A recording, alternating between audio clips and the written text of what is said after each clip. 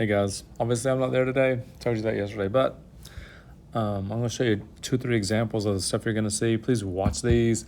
It should help you get through. You only have 2 or 3 kinds of problems. So let's see how we do here. Let me skip ahead. Don't need that slide. There we go. First kind of problem. I'm going to pick out, you're going 35 to 56. I'm going to show you 36 real quick. 36. If you just have one log, and this whole page, well, I'll take that back. If you just have one log, like the first 5 or 6, all you do is you do the log, you do the swirl. So 36 says this, ln x equals -2. Remember, if it's ln, the base is automatically e, even though I don't write it there. The swirl goes like this, e to the -2 equals x. All right, so I'm going to say, I'm going to write that, e to the -2 equals x. So all I'm going to do is take my calculator, hopefully you have yours, and you're going to punch in e to the -2. And when you punch it out, you might want to check this with me. Make sure you're punching okay.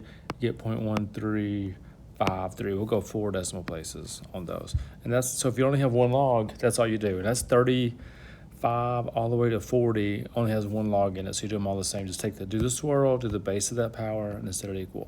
Now the second type is one like, I'll do a tough one like 42, where you got 2 logs on one side.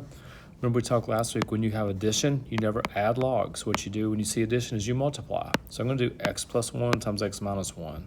Those are conjugates. So I'm doing x squared minus 1 is 3. And when you do that, look what you got. Now you're down to 1 log again. So when you get to 1 log, you're doing you're doing a swirl. Every time you get down to 1 log, you're doing a swirl. Okay, so I'm going to have x squared minus 1 equals 2 to the 3rd power. Well, 2 to the 3rd power just happens to be 8. If I move that 1 over, it is 9. I get this answer. I get plus or minus 3 because I got to do the square to both sides. Now, one thing that I haven't told you yet is this. You need to check your answer. And by check your answer, what I mean by that is your log cannot be negative. You cannot have a negative log. So if I plug 3 in there, that's positive, that's awesome. But if I plug -3 in there, think about that. -3 plus 1 gives me -2. You cannot have a negative log. The only possibility there is the +3. Negative answers can be okay.